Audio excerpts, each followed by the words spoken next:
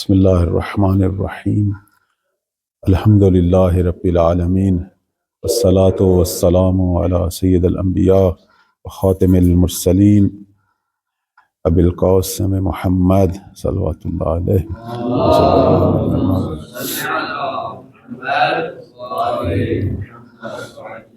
وعلی آلہ طیبین الطاہرین المعصومین سیما بقیت اللہ اللہم اجل لولیک الفرج.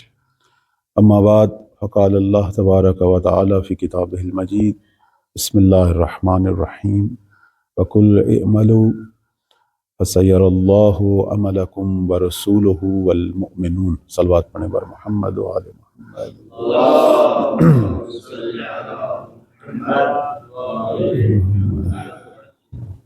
پروردگار، دعا ندبہ کا جو یہ پروگرام ہے اور آپ سب عزیزان نے دعا سنی، تلاوت کی، اسے اپنی بارگاہ میں قبول و منظور فرمائے. اسے دعا بھی کہتے ہیں اور ندبہ بھی. ندبہ یعنی استغاثہ ہے، اور یہ وہ دعا ہے کہ جس کے اندر مکمل طور پر تمام شیعہ عقائد موجود ہیں، اور مولا امام زمان علیہ السلام کی غیبت پر جو ہے وہ ایک استغاثہ ہے اللہ کی بارگاہ میں. اب یہاں علماء بحث کرتے ہیں، بعض کہتے ہیں یہ دعا جو ہے خود امام صادق صلوات اللہ علیہ سے نقل ہوئی، بعض کہتے ہیں یہ خود امام زمان صلوات اللہ علیہ سے نقل ہوئی. خود دعا پڑھنے کا فلسفہ کیا ہے؟ جیسے کہا جاتا ہے کہ حد اقل ہر روز 50 قرآن مجید کی آیات کی تلاوت ہو. امام صادق علیہ السلام کا فرمان ہے صرف تلاوت ہو، یا ہر روز کے اذکار لکھے جاتے ہیں، ہر روز کی دعائیں ہیں، ہر نماز کے بعد کی دعائیں ہیں. قطع نظر اس کے کہ ان کے جو مفاہیم ہے، جو معانی ہیں، اس کے اندر تو دریائے معرفت ہے. اگر کوئی ان چیزوں کی طرف توجہ کر کے پڑھے تو یہ تو بہت بلند مقام ہے، یہ تو اولیاء کا مقام ہے. لیکن اگر ہم صرف ظاہری طور پر عربی ہی پڑھ لیتے ہیں، جیسے ابھی دعائے ندبہ کی تلاوت ہوئی، یا باقی جو اذکار ہیں، جیسے آج روز جمعہ ہے، سب سے بہترین ذکر خود صلوات بر محمد و آل محمد ہے آج کا جو ذکر ہے. کہتے ہیں اس کا جو فائدہ ہے وہ یہ ہے کہ انسان کے اندر کی جو روحانی اور فکری بیماریاں ہیں ان کا اثر ٹوٹتا ہے، یہ شفا ہے. جیسے امام صادق صلوات اللہ علیہ فرماتے ہیں کہ اگر کوئی ہر روز 50 قرآن مجید کی آیات کی تلاوت کرے وہ غافلین میں سے نہیں ہوگا. خود غفلت ایک بیماری ہے نا، انسان اللہ سے اپنے فرائض سے غافل ہو جائے. فرماتے ہیں کہ وہ پھر غافلین میں سے نہیں ہوگا، یعنی یہ 50 آیہ مجیدہ کی تلاوت جو ہے اسے اپنے رب کی طرف، اپنے فرائض کی طرف، اپنے امام کی طرف متوجہ کرے.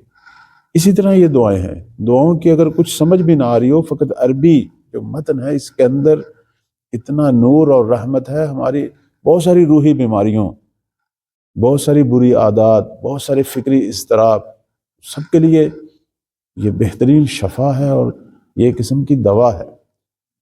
اسی لیے کہا جاتا ہے کہ وہ لوگ جو اضطراب کا شکار ہیں، یا جو شر نفس کا، شر شیطان، جیسے کہتے ہیں انسان پر حملے ہوں شیاطین کے تو معوذتین کی تلاوت کرے، آیت الکرسی کی تلاوت کرے.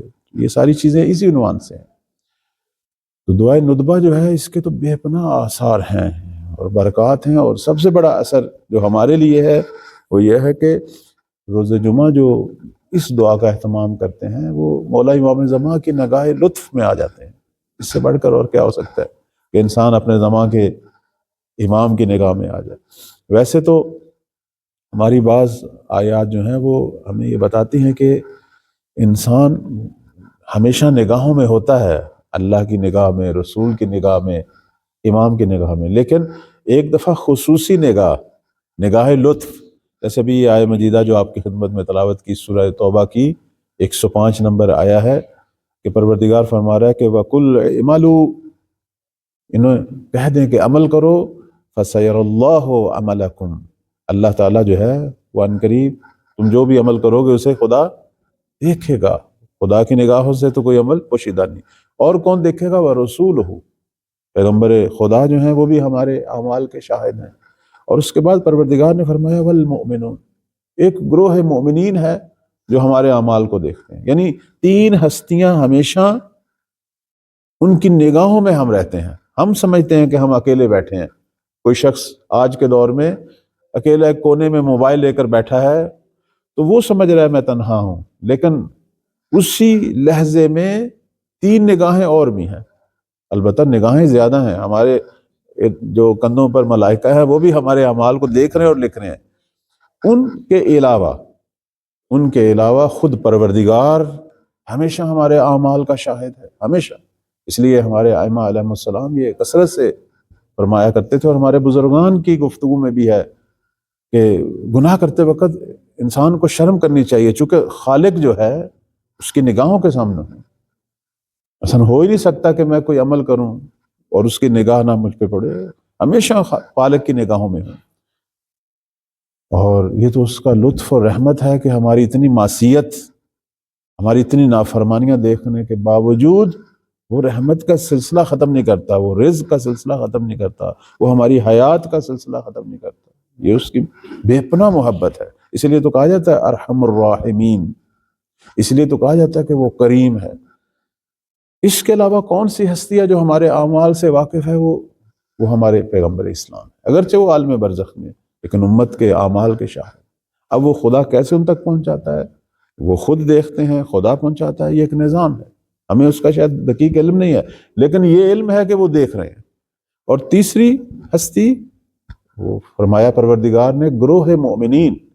اب اس کے ذیل میں جو روایات ہیں، تفسیر برہان میں آ جائے، تفسیر صافی میں آ جائیں، تفسیر جو ہے وہ جو ہماری دوسری تفاسیر ہیں تفسیر روائی، اس میں معصومین علیہ السلام فرماتے ہیں کہ یہاں مومنین سے مراد ہم ائمہ علیہ السلام ہیں، ہم ائمہ ہیں، ہر دور کا امام اپنے زمانے کے لوگوں کے اعمال کا شاہد ہے، کیونکہ یہ ہے مومنون۔ اصل میں ایمان کامل یہ ہیں، اصل میں جس پر لفظ مومن کا اطلاق ہو وہ یہ ہے۔ ہم تو بالطبع ہیں نا، ہم تو ان کی اتباع میں، ورنہ اصل مومن تو یہ ہے، ہر زمانے کا امام ہے جو انسان کامل ہے اور ایمان کامل رکھتا ہے، کہ جسے خدا مومن کہے گا۔ وہ تو ہم ایک دوسرے کو مومن کہتے ہیں، لیکن نگاہ خدا میں تو وہ مومن ہے نا کہ جو واقعاً منزل ایمان پر فائز ہو اور کامل ہو۔ تو فرماتے ہیں یہاں مومنون سے مراد تم عام لوگ مراد نہیں ہو، ہم تو ایک دوسرے کے اعمال دیکھتے ہی نہیں ہیں، وہ جو نگاہوں کے سامنے کوئی کرے، ورنہ ہمیں کیا پتا خفا میں یہ کیا کر رہا ہے۔ لیکن وہ ہستی جو خفا کے ہمارے اعمال جو پوشیدہ ہم کرتے ہیں، وہ امام وقت ہیں۔ اس لیے آپ دیکھیں کہ امام کا ایک لقب جو ہے وہ حجت ہے۔ حجت کا مطلب کیا ہے؟ حجت کسے کہتے ہیں؟ یعنی جو شاہد ہو، جو گواہ ہو امت کے اعمال پر۔ امام ہمارے اعمال کے شاہد ہیں، ہمارے اعمال پر گواہ ہے۔ روایات کہتی ہیں کہ ہر روز اعمال صبح و شام امام کی خدمت میں پیش ہوتے ہیں۔ اب یہاں نظام کیا ہے وہ ہمیں معلوم نہیں ہے، کہ خود امام ڈائریکٹ دیکھتے ہیں یا ان تک پہنچائے جاتے ہیں، یہ ہمیں معلوم نہیں ہے، نہ ہم اس میں بحث کریں گے۔ لیکن یہ پتہ ہے کہ احادیث اور روایات موجود ہیں جو عرضہ اعمال کو بیان کر رہی ہیں، کہ صبح و شام، بعض کہتے ہیں ہفتے میں ایک دن، مثلا جمعرات یا جمعہ، بعض کہتی نہیں ہر روز، بلکہ ہر روز 2 ٹائم۔ تو اس سے یہ پتہ چلتا ہے کہ اعمال ہمارے جو ہیں ان کی نگاہوں کے سامنے پیش ہوتے ہیں، اور وہ ہمارے اعمال کو دیکھتے ہیں۔ اور پھر یہ شکوہ جو امام کا ہم تک پہنچتا ہے وہ بھی اسی عنوان سے ہے۔ امام زمان علیہ السلام کا یہ مشہور شکوہ ہے جو ان کی توقیات مبارک میں ہے۔ فرماتے ہیں کہ میری غیبت اور آپ کے درمیان یہ جو حجاب ہیں، یہ جو سلسلہ بڑھ رہا ہے غیبت کا، یہ جو ختم نہیں ہو رہا، فما یحبسنا عنہم الا ما یتصل بنا مما نکرہہ، کہ میرے اور آپ کے درمیان یہ جو حجاب بڑھ رہا ہے، یہ جو غیبت طلانی ہو رہی ہے، لوگوں کا سوال ہے نا کہ کیوں غیبت طلانی ہو رہی ہے، کیوں ظہور میں تاخیر ہو رہی ہے، اور ہمارے اعمال، تمہارے وہ اعمال کہ مما نکرہہ، جسے ہم پسند نہیں کرتے۔ یعنی اعمال بڑے اہم ہیں انسان کے۔ اس لیے آپ دیکھیں کہ ہمارے پاس جو ہیں یہ بزرگان کے ایسے ایسے واقعات اور حکایات ہیں جس میں یہ بیان ہوتا ہے کہ غیر از اس کے کہ یہ ہستیاں ہمارے اعمال دیکھتی ہیں، حتیٰ اور بھی انسان اگر اس موضوع کو شروع کر دے تو محسوس کرے گا پتہ نہیں کتنی آنکھیں ہیں اسے جو دیکھ رہی ہیں۔ انسان کہیں بھی کسی جگہ پہ تنہا نہیں ہے۔ میں ایک واقعہ پڑھ رہا تھا، صاحب تفسیر میزان علامہ طباطبائی رحمۃ اللہ علیہ، جن کی قبر مبارک حرم حضرت معصومہ سلام اللہ علیہ میں ہے، آپ جب بھی جائیں وہاں ضرور ان کی قبر مبارک پر ایک فاتحہ یا حد اقل ایک صلوات جو ہے وہ پڑھیں۔ بہت بلند ہستی، بہت عرفانی، جامع ہمیں علوم۔ ان کا ایک واقعہ پڑھ رہا تھا جو انہوں نے بیان کیا، کہتے ایک دفعہ ظاہراً نجف میں تھے اس وقت، کہہ رہے ہیں کہ عراق ایران جنگ ابھی شروع ہوئی تھی تو پریشان ہوئے کہ مثلا اب تبریز سے، چونکہ پیچھے سے ان کا تعلق جو ہے وہ شہر تبریز سے، کہ تبریز سے اب پیسے کیسے آئیں گے چونکہ جنگ جو ہے وہ طولانی ہو رہی ہے۔ بس کہتے میرے ذہن میں یہ خیال آیا۔ اب یہاں میں عرض کروں گا کہ یہ جو ہستیاں جو مقرب ہوتی ہیں ان پر زیادہ نگاہ ہوتی ہے پروردگار کی اور ان ہستیوں کی، اولیاء خدا کی، چونکہ یہ وہ لوگ ہیں کہ جو نگاہوں میں آ چکے ہیں، جو مورد لطف ہیں، جو ایسے کام کرتے ہیں کہ بالآخر مقربین میں شمار ہونے لگ گئے ہیں۔ تو علامہ طباطبائی فرماتے ہیں کہ صاحب عرفان ہیں، وہ بہت بلند ہستی ہیں علمی معنوی اعتبار سے، کہتے ہیں ایسے ہی میرے ذہن میں ایک خیال آیا کہ جنگ طولانی ہو رہی ہے، اب تبریز سے پیسے کیسے آئیں گے، اور بالآخر گزارا کرنا ہے، تو ایک زندگی ہے نجف میں، چونکہ پیچھے سے گھر سے پیسے آتے تھے تو وہ اپنا وہ، کہتے ہیں ایسے ہی میرے ذہن میں بھی خیال آیا تو ایک دم کسی نے دروازے پہ دستک دی۔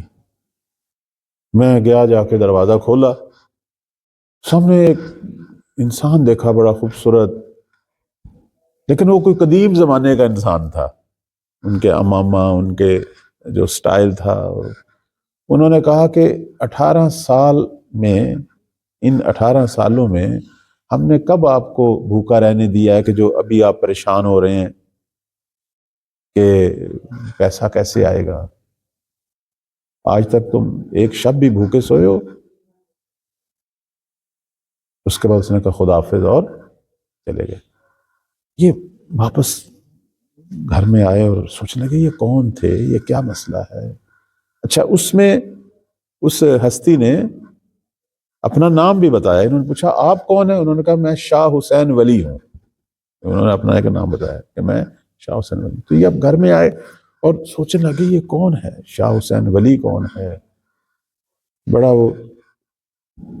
تو لیکن ایک چیز ان کے ذہن میں آئی کہ یہ جو 18 سال انہوں نے کہا ہے، خود مجھے 18 سال ہوئے ہیں نجف آئے ہوئے، یعنی جب سے میں نجف میں داخل ہوں اب تک کل 18 سال گزر گئے۔ تو واقعاً ان 18 سالوں میں ہمیشہ جو ہے وہ مورد لطف پروردگار رہے ہیں، کبھی بھی کوئی رات بھوکے نہیں سوئے۔ فوراً یہ ذہن میں آیا کہ جب سے میں نے یہ علم دین کے حوالے سے قدم رکھا، اب جیسے یہاں میں ہمارے طلباء کرام آتے ہیں، بعض دفعہ بڑے پریشان ہوتے ہیں، لیکن ہم یہی کہتے ہیں اور ہے بھی یہی ہے حقیقت میں کہ یہاں کرم ہے ان ہستیوں کا، بڑی بڑی بزرگ ہستیاں یہاں دفن ہیں، اور بالخصوص حضرت معصومہ سلام اللہ علیہ مقام شامخ ان کا، تو یہاں کچھ بھی نہیں ہوگا طالب علم کو۔ بس اوقات پریشانیاں ہوتی ہیں وہ ہمارے اپنے اعمال کا نتیجہ ہوتی ہیں یا آزمائش الہی ہے، ورنہ انسان جن اہداف کے ساتھ یہاں آیا ہے، چاہے وہ دنیاوی ہو یا اخروی، وہ کامیاب ہو گیا۔ یہاں جو بھی ہیں وہ اسے ان اہداف میں مدد کرتے ہیں، درست ہے۔ ایک رحمت کا سلسلہ ہے، اب اس سے وہ غلط استفادہ کرے وہ علیحدہ بات ہے۔ ایک رحمت جو ہے وہ جاری اور ساری ہے، درست ہے۔ میری اپنی تربیت نہیں ہوئی، جیسے کہتے ہیں جب باران رحمت آتی ہے باغوں پر جب گرتی ہے پاک زمین پر تو خوشبوئیں اٹھتی ہیں، لیکن جب نجس جگہوں پہ، وہ جگہ کا قصور ہے نا، اس نے اپنے آپ کو نجس رکھا ہوا ہے۔ ظرف میرا کیسا ہے وہ ایک علیحدہ بات ہے، لیکن رحمت ہے یہاں اور آگے سے آگے لے جا رہی ہے۔ تو علامہ طباطبائی رحمۃ اللہ علیہ فرماتے ہیں کہ میں حیران ہوا کہ یہ 18 سال جو کا ہے، یعنی میں جب سے نجف آیا ہوں اب تک 18 سال گزر گئے۔ پھر کہتے ہیں وہ ہمیں پیغام آیا تبریز سے، پیچھے گھر سے، کہ آپ واپس تبریز آ جائیں، کیونکہ حالات خراب ہو رہے تھے ایران عراق کے۔ تو کہتے ہیں کہ میں صبح سوچا کہ جاؤں ذرا وادی السلام، کیونکہ ہر روز عادت تھی قبور مبارک کی زیارت، اور کہتے ہیں میں گیا وادی السلام میں تو ایک قبر جیسے مجھے کھینچ رہی اپنی طرف، بعض قبروں میں بڑی وہ جاذبہ والی کیفیت ہوتی ہے، انسان کا دل کرتا ہے بار بار وہاں جائے۔ کہتے میں گیا، ایک قبر تھی قدیم زمانے کی، خیر گیا وہاں، میں نے فاتح پڑھی تو دیکھا وہاں لکھا ہوا ہے، کتبہ جو ہوتا ہے قبر پہ، تو دیکھا وہاں لکھا ہوا ہے شاہ حسین ولی، اور میں نے جب اس کی تاریخ پڑھی تو وہ 300 سال پہلے کے فوت ہو چکے ہیں۔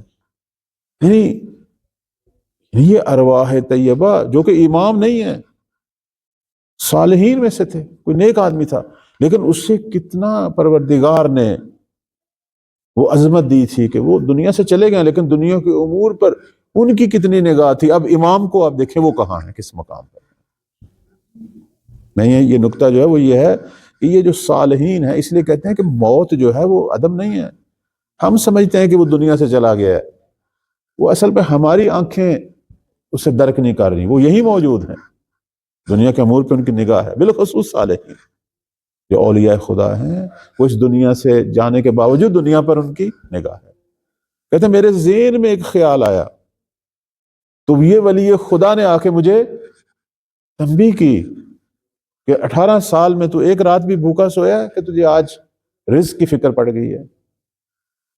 یہ ایک عام آدمی، ایک یعنی امام کی نسبت ایک عام آدمی تھے، اگرچہ ولی خدا تھے، لیکن اب آپ خود تصور فرمائیں کہ امام کس مقام پر ہیں دنیا کے امور پر جو ان کی نگاہ ہے، اور نبی اسلام کس مقام پر ہیں، اور خدا تو پھر خدا ہے، اصلا وہ تو قابل قیاس ہی نہیں، بلکہ ہم کہیں گے کہ ائمہ علیہ السلام کا مقام جو ہے وہ بھی ہمارے لیے ہمارے مقیاس سے عقل سے بڑھ کر ہے۔ 8ویں مولا کا یہی تو فرمان تھا جب یہ مسئلہ ہوا تھا خلافت کا، فرمایا اسی مسئلے کی طرف اشارہ ہے کہ جو اوائل پیغمبر اسلام کی رحلت کے بعد جو تنازع ہوا تھا خلافت کا، اور کچھ لوگوں نے کسی کو بنایا تو انہوں نے کہا تم سمجھتے ہو مقام امامت کو کہ ایک شخص کو خلیفہ یا امام بنا رہے ہو، اصلا تمہاری عقل سے بڑھ کر ہے، اسے کوئی سمجھ نہیں سکتا۔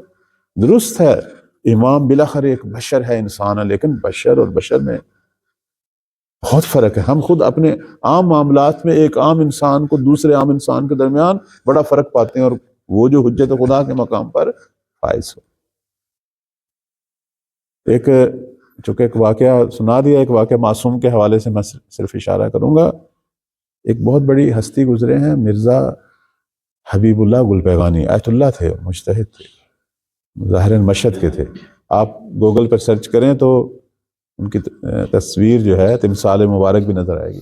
ان کا جو دایاں ہاتھ تھا نا، اسے کہتے تھے کیمیا ہے، دایاں ہاتھ۔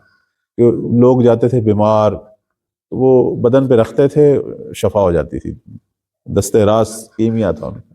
پوچھا، البتہ یہ واقعہ جو ہے وہ آیت اللہ وحید خراسانی حفظہ اللہ انہوں نے بیان کیا، میں ان کے لسان سے بیان کر رہا ہوں۔ فرماتے ہیں کہ میں نے خود ان کو دیکھا اور ان کی خدمت میں پہنچا، تو میں نے پوچھا کہ آغا حبیب اللہ یہ کس طرح ہوا؟ کہنے لگے میں بیمار ہو گیا تھا ایک دفعہ بڑا سخت، اور مشہد کے جو ہے وہ ہسپتال میں داخل تھا، اور حالت جو ہے وہ ایسے ہی تھی کہ آج وفات ہوتی ہے کل ہوتی ہے، اسی عالم میں تھا۔ اور آیت اللہ حبیب اللہ گل پیغانی یہ وہ عظیم عالم تھے کہ جنہوں نے 40 سال صبح سب سے پہلے زائر امام رضا کے صلوات، جیسے یہ ہم آیت اللہ مرشی نجفی کے بارے میں کہتے ہیں 60 سال یعنی بند دروازوں کے پیچھے، تو وہ مشہد میں وہ تھے مرزا حبیب اللہ گل پیغانی۔ صبح صبح چاہے گرمی ہو سردی ہو، ان کی عادت تھی کہ وہ تہجد کی نماز حرم کے بند دروازے کے پیچھے پڑھتے تھے۔ اس زمانے میں اب دروازے کھلے رہتے ہیں حرم کے 24 گھنٹے، پہلے بند ہو جاتے تھے رات۔ انہوں نے صبح اپنا سجادہ اٹھانا، نماز فجر سے پہلے انہوں نے حرم کے دروازے پہ پہنچنا، دروازے کے پاس، کیونکہ دروازے تو بند ہیں حرم کے، پشت دروازہ جو ہے انہوں نے تہجد پڑھنی، اور جب فجر کے لیے حرم کا دروازہ کھلتا تو وہ سب سے پہلے ظاہر ہوتے تھے۔ اب یہ ان کی عقیدت، یہ بالاخر ان کی نگاہ تھی کہ میں تہجد پڑھوں گا مولا امام رضا علیہ السلام کے جوار میں جا کے اور ان کے حرم کے دروازے کے بعد۔ تو کہتے ہیں وہ جب بیمار ہوئے تو اسی عالم میں کہ جب بڑا سخت وضعیت تھی، ڈاکٹر قسم کا جواب دے چکے تھے، انہوں نے ایک توسل کیا، کہنے لگے مولا میں 40 سال سے آپ کے حرم مبارک کے دروازے پر میں تہجد پڑھنے والا ہوں، گرمی سردی کوئی پرواہ نہیں کرتا تھا، بارش ہو جو جس عالم میں ہو انہوں نے وہاں نماز پڑھنی ہے۔ تو آپ کا پہلا زائر تھا، اب تو اگر میری زندگی ہے تو مجھے اپنے دستے عنایت سے جو ہے اپنے میں توسل کرتا ہوں آپ کی بارگاہ میں۔ تو کہتے ہیں ایسے ہی میں توسل کر رہا تھا، ایک دم وہ جو ہسپتال کے کمرے کی فضا ہے وہ چینج ہو گئی، یعنی حالت مکاشفہ شروع ہو گئی۔ کہنے لگے میں نے دیکھا بالکل دنیا چینج ہو گئی، میرے سامنے ایک بڑا باغ ہے اور ایک بڑی خوبصورت اور زیبا اور ایک بہت معنوی روحانی شخصیت تشریف فرما ہے، ارد گرد پھول ہیں۔ تو کسی نے کہا آپ اس وقت 8ویں مولا امام ہشتم صلوات اللہ علیہ کی بارگاہ میں ہیں۔ اللہم صلی اللہ علیہ وسلم۔ پہلی دفعہ زیارت ہو رہی تھی مکاشفے میں چہرہ مبارک کی، تو وہی بات دوبارہ مولا کی خدمت میں کہی تو انہوں نے مسکرا کے وہاں سے ایک پھول توڑا اور اس کے حوالے کر دیا۔ انہوں نے جس ہاتھ سے وہ پھول وصول کیا، کہتے وہ پھول میں نے وصول کیا، اس کے بعد وہ حالت مکاشفہ ختم ہو گئی۔ میں نے دیکھا کہ میرا یہ ہاتھ ٹھیک ہو گیا، یعنی پورا بدن درد کر رہا تھا، اب یہ ہاتھ ٹھیک ہو گیا دایاں ہاتھ۔